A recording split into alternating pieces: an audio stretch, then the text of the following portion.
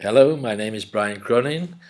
Welcome to part 3 of this tutorial, Legal Opinion EQE paper D2. Part 3 deals with the legal opinion and comments. First, a brief introduction. This tutorial on EQE Legal Opinion paper D2 is presented in 3 parts. Part 1, assimilating and organizing information. Part 2, legal consequences and planning. Part 3, the legal opinion and comments. I trust you have followed already Part 1 and Part 2. We will now proceed with Part 3, which is concerned with writing the legal opinion based on the notes we prepared in Part 2. First, a preliminary note.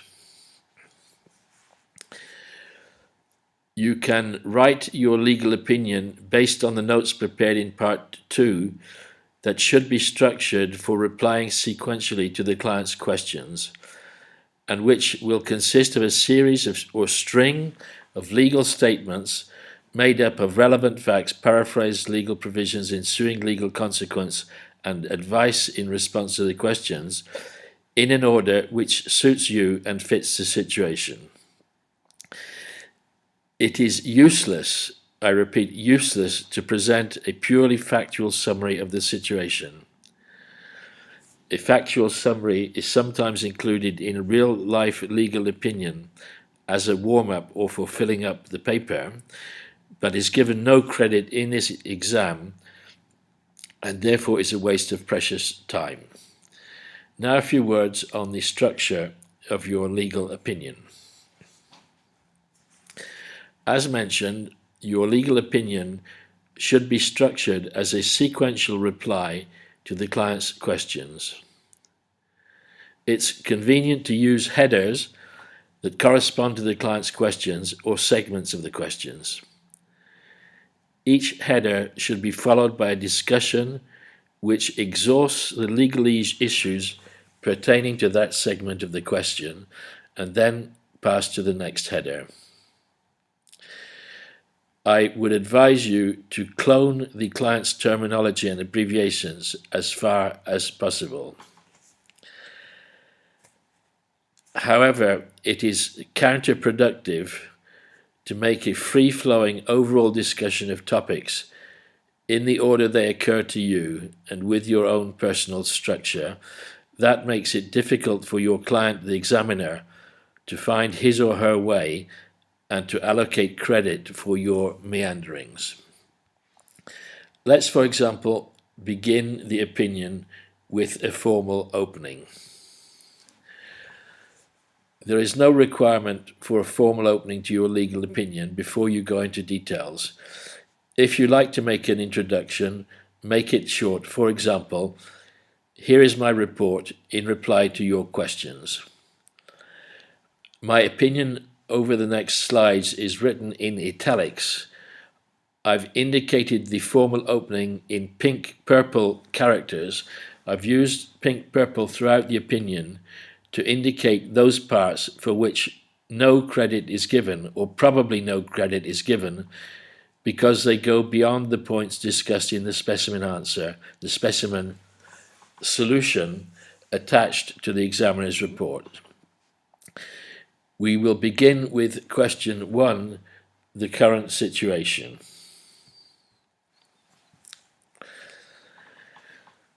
Note that I use headers corresponding to the client's questions. Here, question 1, the current situation, subheader M+A. M+A is covered by EPZ, EPX1, and EPG. That's just a short factual introduction. EPZ was the first filing for M+A in March 2002 by Druck-Z.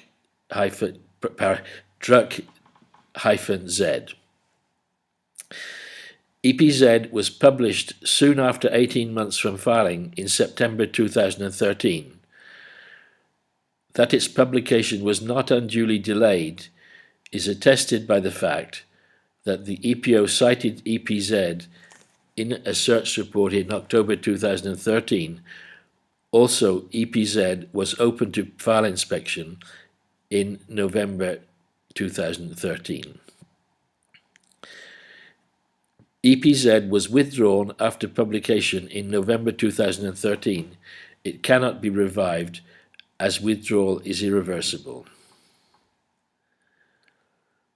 The only prior art against EPZ was the old machine M. EPZ is novel over M by the distinguishing feature A, which allows machine M to increase its speed. This can be worked into a problem solution analysis in support of inventive step. Continued over. Although EPZ cannot be revived, its subject matter M+A was patentable. Your EPX1 covers M+A and was filed July 2012. EPZ constitutes an earlier filed but later published European patent application opposable against novelty. And then I add in pinky typescript, but because EPZ was filed in evident abuse in relation to the applicant of EPX1 typograph X, and the disclosure of EPZ occurred no earlier than 6 months preceding the filing of EPX1, its disclosure shall be considered non-prejudicial and shall not be taken into account against EPX1. However, you cannot take advantage of this because, as set out below, EPX1 anyway lacks novelty over EPG. As indicated in pink typescript, that whole paragraph is not going to get any credit, I don't think. Note, however, that the structure of the paragraph was paraphrasing the different legal provisions, so it is quite a good specimen of writing.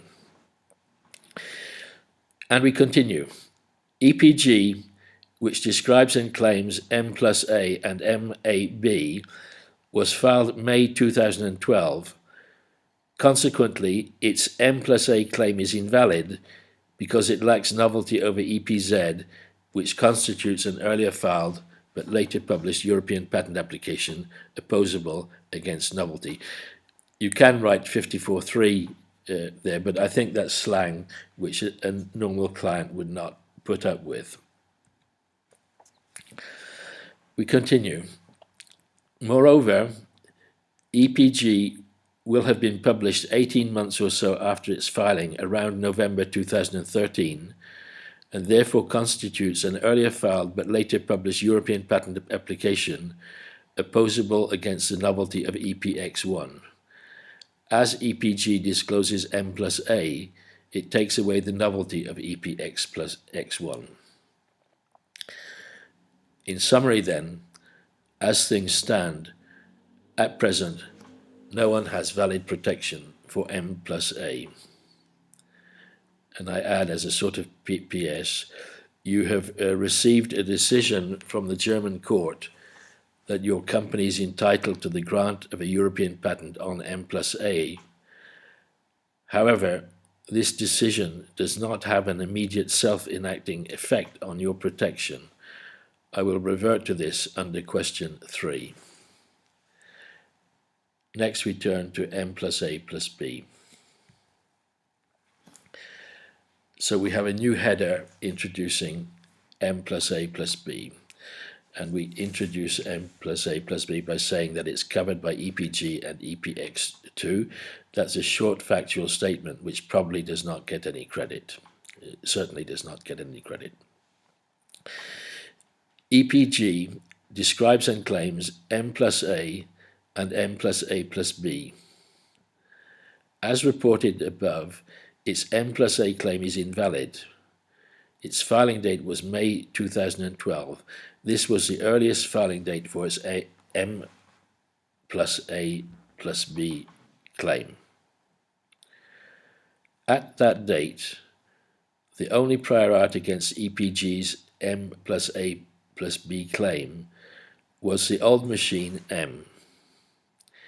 EPG is novel over M by the distinguishing features A plus B, which respectively allow machine M to increase its speed and enable the use of different types of paper. These advantages can be incorporated in a problem solution analysis in support of inventive step. And I conclude, it is therefore likely that ICPR-G will be able to obtain a valid European patent from EPG covering M+A+B, but not M+A. And it's continued over. As mentioned, EPG will have published 18 months or so after filing, i.e. about November 2013. Your EPX2 also includes a claim to M+A+B, but as its filing date was 10 March 2014, this claim will lack novelty over the intervening publication of EPG.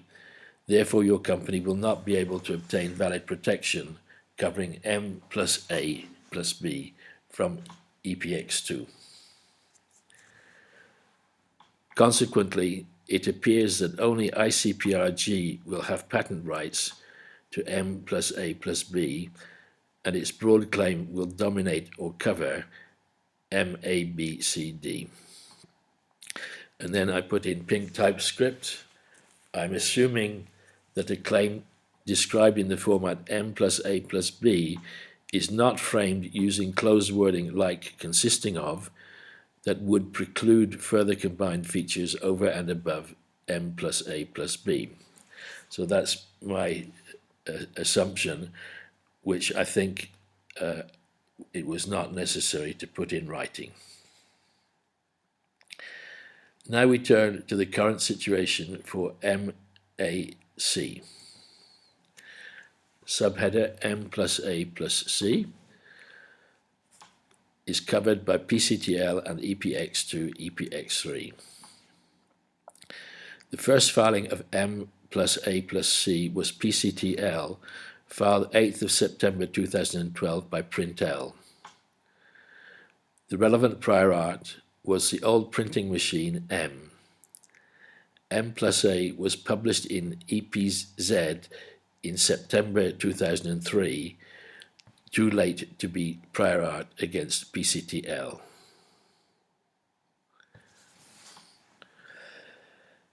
PCTL is novel and distinguished over the prior art machine M by the features A and C. These features lead to the effects of increasing the speed of machine M and the possibility of using different types of paper, which can be used to support inventive step. Consequently, PrintL should be able to obtain valid European patent covering M+A+C in maintained countries if PCTL enters the EP regional phase, which is due by 8th of April 2015 without surcharge. After grant, the patent has to be validated in some or all designated states. PrintL's protection for M+A+C will broadly cover your machine M+A+B+C+D. And we turn over. Your EPX2 was filed 10th March 2014 and was your first filing for M+A+C. If PCTL enters the EP regional phase, it will become earlier filed and later published prior art against EPX2 and consequently will destroy the novelty of your claim to M+A+C. In this case, PrintL and not typograph X will have protection for M+A+C. However, if PCTL does not enter the EP regional phase, PCTL will have no prior art effect against EP2, and typograph X will be able to protect M+A+C via EPX2. This implies that printl forfeits protection for M+A+C in Europe. Outside Europe, printl can protect M+A+C in those PCT countries where it completes the national formalities for PCT-L and follows the local examination procedure. Next is the printing machine M+A+B+C. Again, we have a new subheader to introduce M+A+B+C. And here we say it is covered by EPX2 and EPX3. Your EPX2 is the first filing for M+A+B+C on 10th of March 2014. The closest prior art for assessing novelty and inventive step is M+A+B, namely EPG, published November 2013. EPX2's claim to M+A+B+C is novel over EPG by the differentiating feature C. This feature alone reduces misprints, and the combination of features B and C reduces noise and of the machine. These effects can be used in support of inventive step. And I add in pink typescript, note that your EPX3 includes a description of M+A+B+C, but this cannot be used to validly claim M+A+B+C because it lacks novelty over EPX2, which can be cited as an earlier filed but later published European application. I put that in pink because it does not appear in the examiner's solution, and the examiners generally do not give credit for negative things if they're not necessary for the analysis. In summary, typograph X can get valid protection in Europe for M+A+B+C from EPX2, but this protection is subject to dominating third-party patents, namely M+A+B of EPG and M+A+C of PCT-L if validated. That finishes M+A+B+C. Next, we turn to the current situation of the machine M+A+B+D.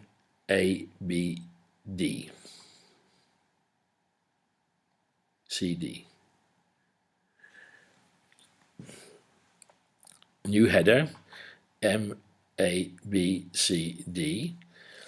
and we begin. Your EPX3 is the first and only filing for M+A+B+C+D on 20th of January 2015.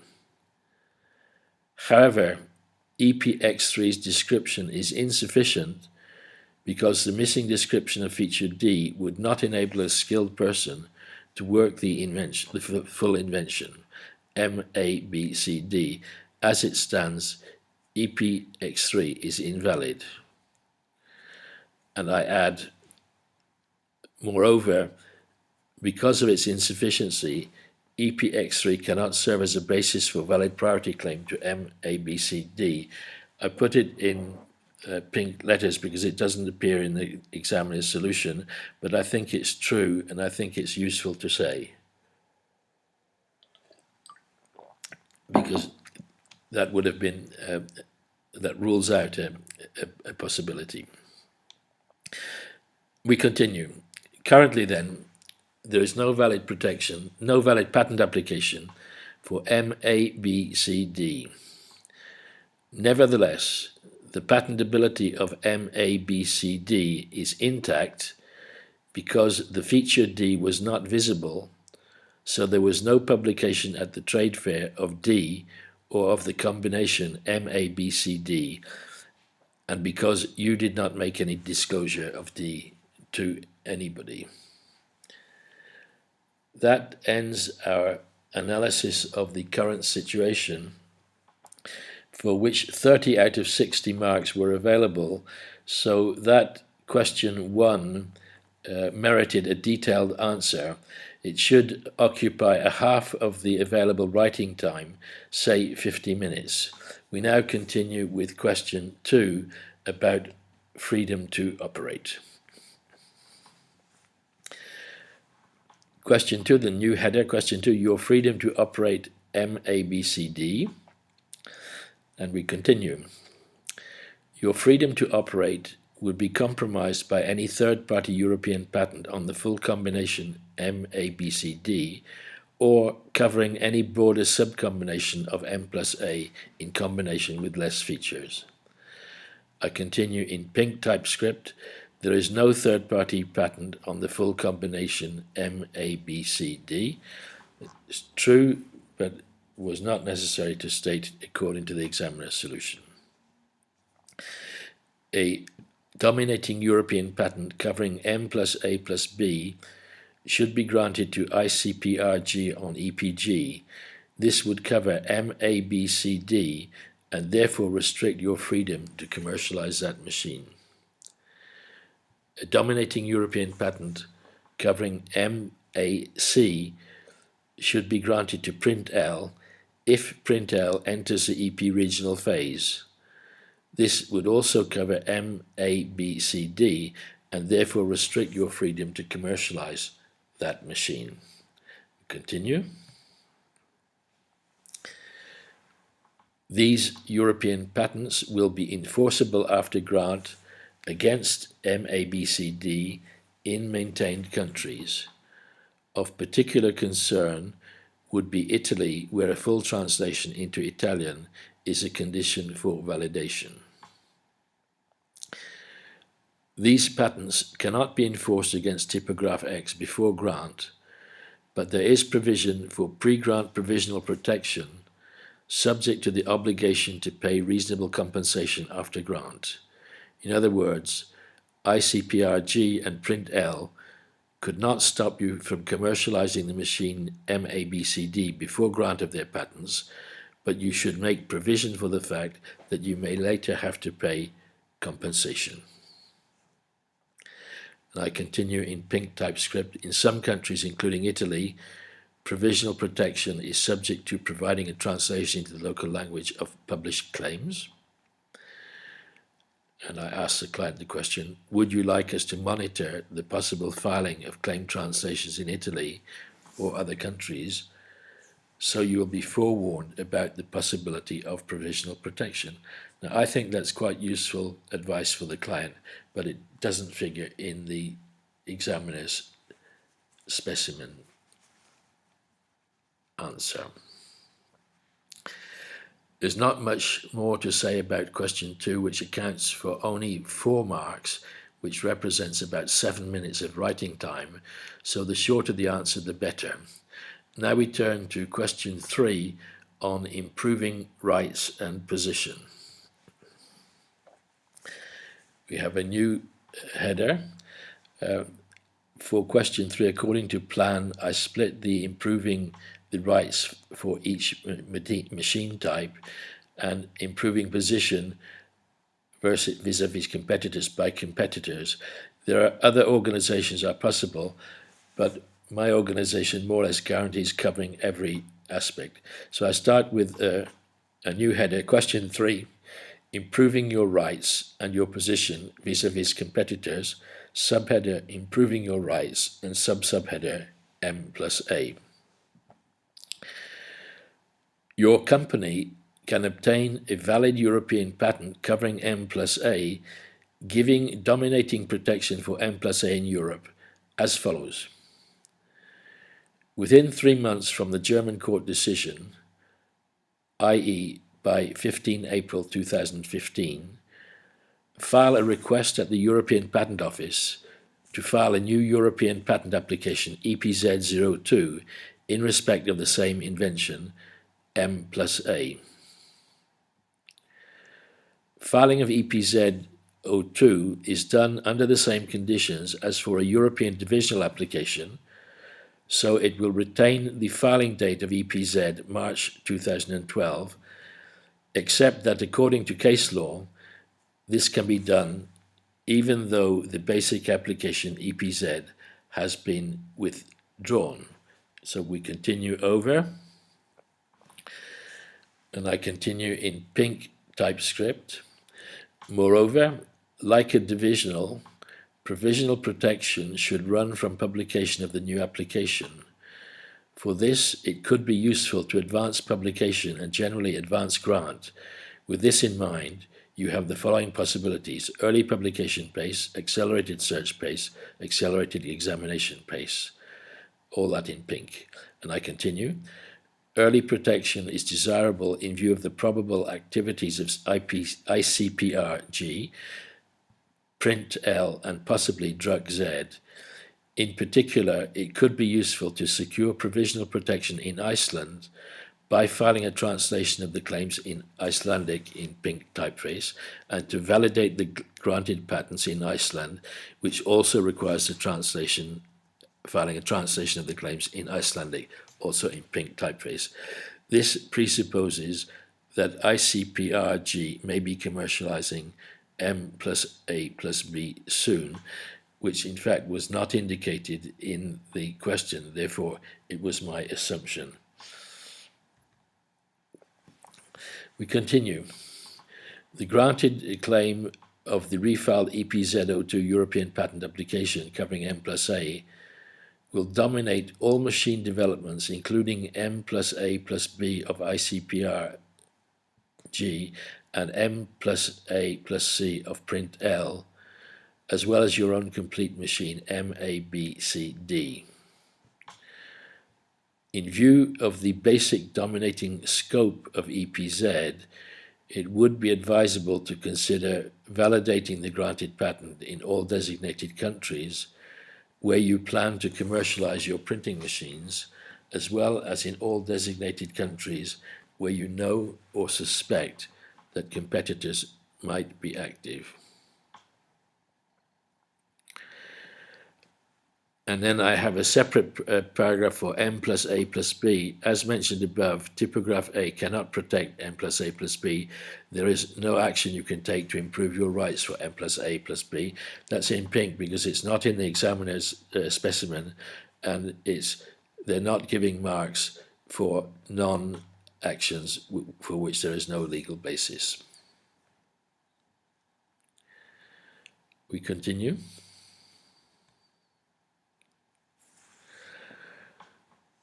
M+A+C, there again, this comes from my organization. I've put in something for M+A+C because I have a header there.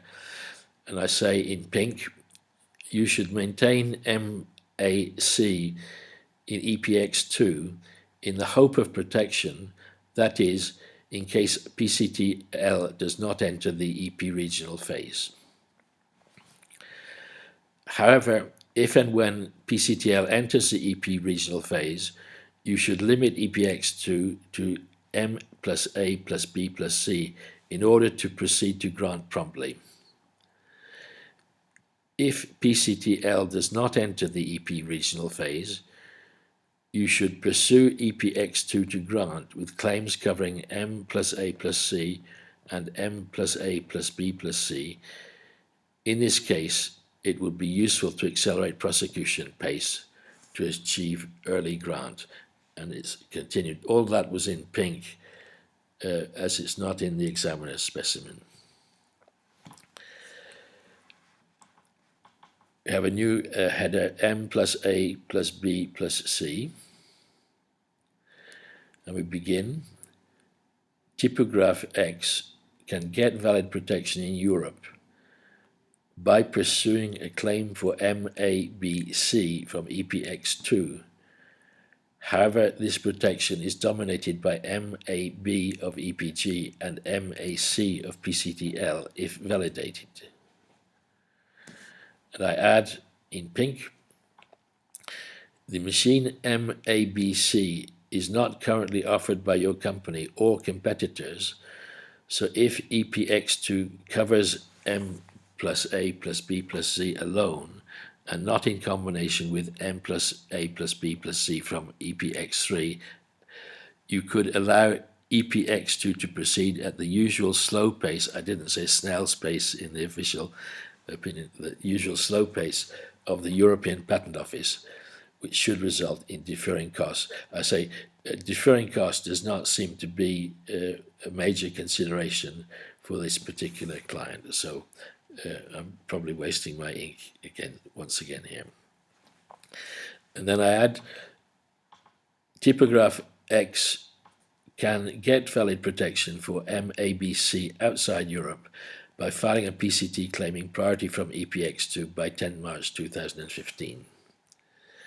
Next comes improving M+A+B+C+D.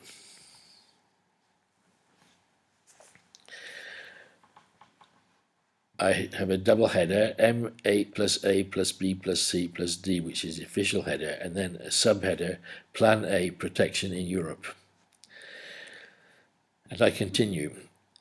It is possible to salvage EPX3 by filing the missing parts at the EPO with the sufficient description of feature D by 20th March 2015. This will result in EP3's filing date being shifted to the date when the missing parts are filed. Post-dating does not compromise patentability because feature D was not visible and therefore not publicly disclosed at the trade fair. The closest prior art for EP3 was thus M+A+B+C. In other words, the visible part of M+A+B+C+D available to the public at the trade fair. EP3's claim to M+A+B+C+D is novel over this disclosure by the feature D, which has the effect of reducing the machine's ink consumption. This supports inventive step. EPX3 will thus lead to valid protection of M+A+B+C+D in Europe. And I continue. M+A+B+C+D header continued. Plan B, protection also outside Europe. Forgot to close the brackets. If protection outside Europe is of interest, typograph X can instead promptly file a new PCT application with a sufficient description and a claim to M+A+B+C+D. The PCT fees should be paid as this is not a priority setting application. Patentability is okay as there has been no public disclosure of feature D or the combination M+A+B+C+D. And then I put a further subheader, combined M+A+B+C and M+A+B+C+D. Plan C, protection also outside Europe, reduce costs. As I mentioned, cost reduction does not seem to be important for this client. For this, file a new PCT application with description and claims to M+A+B+C and M+A+B+C+D. Claim priority of EPX2 and file by 10 March 2015.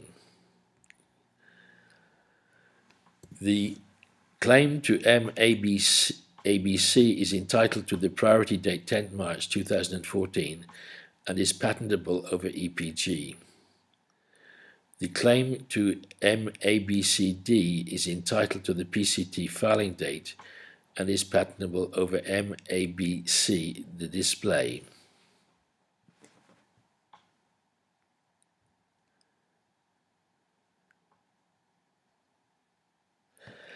Although patentability of both aspects is assured, I write in pink typescript. Unity of invention could be a problem because to meet the requirement for unity, both aspects, M+A+B+C and M+A+B+C+D, must depend on common differentiating features which define a contribution over the prior art.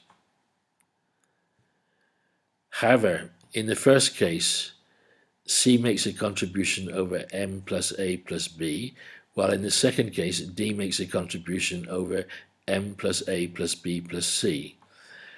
I would add, I would not be surprised if the European Patent Office search issued a non-unity objection for this. So I continue the discussion in pink. If a non-unity objection is raised before grant, for example in the PCT search report, and supposing arguments fail, you will be able to file a divisional after entry into the European regional phase, which is due by 20th October 2016. This will lead to separate patents being granted for the two aspects. All this is true, but not recognized by the examiners. And I continue. If a non-unity objection is not raised before grant, one patent could be granted covering both aspects. As lack of unity of invention cannot be questioned after grant in Europe, you could then maintain a single patent covering both aspects. Obviously, if both aspects are covered in one European patent, the costs are more or less halved without compromising the protection for the two aspects. And I add, the client doesn't seem to be bothered about halving the costs so long as the protection is not compromised. If you wish to expedite prosecution, this can be done by dealing with the patentability and other issues during the PCT phase, then advancing the EP regional phase 2010, 2016, or the national phase 20th of September 2016, followed by accelerated examination. And we continue overleaf. And I put a new header, generality on improving your patent rights, and this is my own idea, and which is not recognized by the examiners. You should consider the possibility of adding a claim along the following lines to each of your patent applications. I don't say you must add it, but if possible, add it. A process for printing a book comprising using the machine M+A+ so-and-so. The protection conferred by such claim would extend to the book so printed, and this would provide you with enhanced possibilities for enforcing the patent. Well, I'm not sure if that would work, but it certainly is not given any credit in the examiner's solution. We continue now with a new header, improving your position vis-a-vis ICPR and print L. This is question 3. Sorry, this is question 2, last part. And I put in a preliminary statement. Note that all of the above actions to improve your patent rights, in principle, improve your position against competitors. I think that's true. And then as a subheader, vis-a-vis ICPR-G.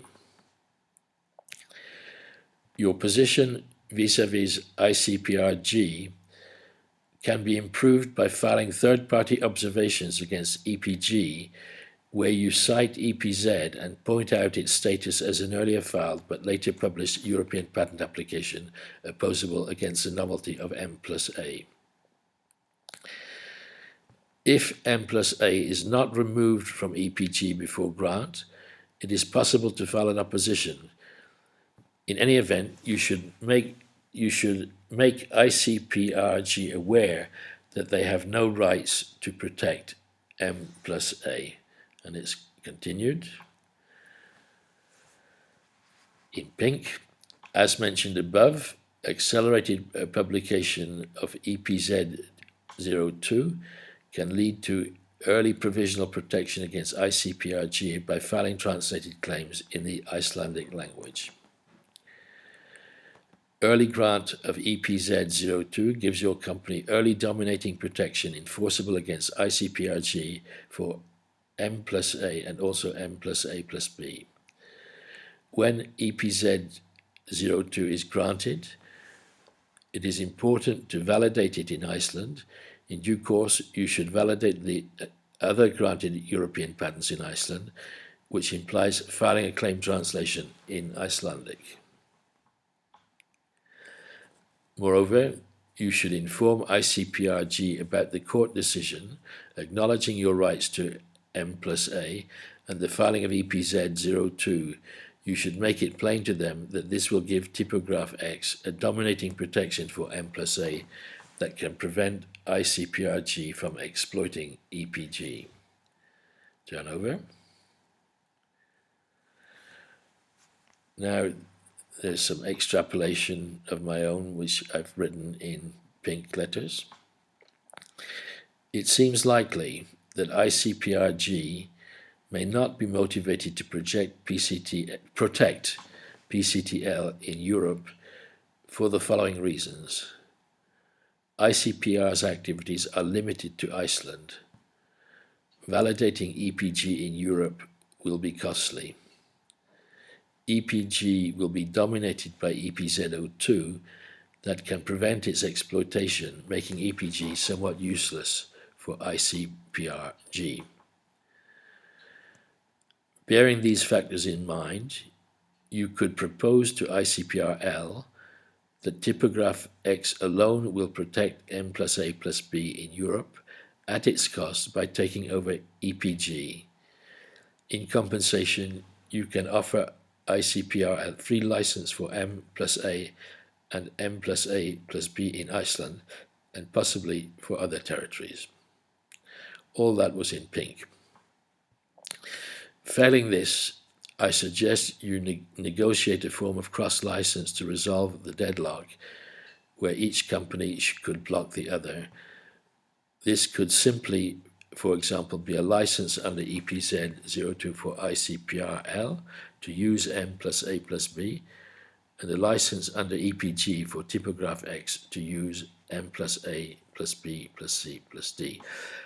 I add that in the examiner's reports traditionally over the years, cross-licensing is the universal solution to deadlock. I have to say that in my own practice over the last 50 years, cross-licensing has never been number one choice for resolving any problem. So that perhaps explains my pink writing above. Okay, we continue then for print L. Subheader, improving your position vis-a-vis print L. And I put in pink letters, print L is mainly interested in the Asian market. Moreover, they expressed interest in possible cooperation in deciding the national phases for print L. And then in black letters, they should be made aware that M+A+C will be dominated by MA of EPZ02.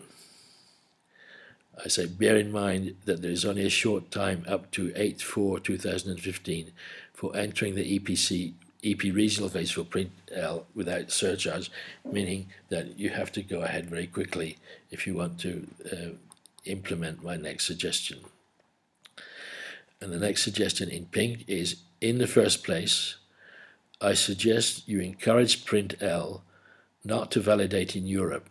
It's expensive, leaving the way for typograph X, in return offering a free license under EPZ02 for print L in Europe for M+A+C or possible rights in Asian territories under PCT M+A+B+C or M+A+B+C+D. And then we come back to the black letters. However, if print L goes ahead in Europe with PCT EPL, you can propose a form of cross-license to resolve the deadlock where each company could block the other. For instance, simply a license under EPZ02 for print L to use M+A+C and a license under PCT EPL for typograph X to use M+A+B+C+D. And as I said previously, that is the standard solution in the examiner's world. And I end the opinion with the conclusion.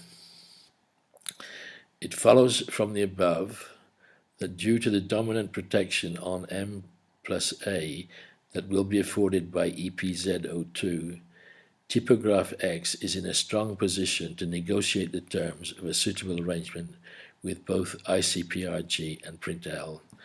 And I add, if you have any questions on the above, this is in pink, or if you need anything further before your upcoming meeting with ICPRG, please let me know. Yours truly. There's no need whatsoever to have a polite concluding phrase. It certainly gives no credit whatsoever. However, I think it's nice to put a polite concluding phrase on an opinion. Question 3, then, which we've just finished, accounted for 26 out of 42 marks, which represents a writing time of about 43 minutes.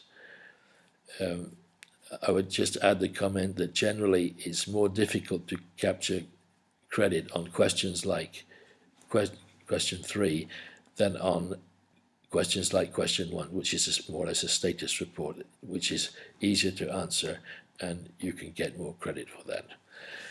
There are some more comments on timing on the next slide. You have 5 hours, that is 300 minutes for paper D.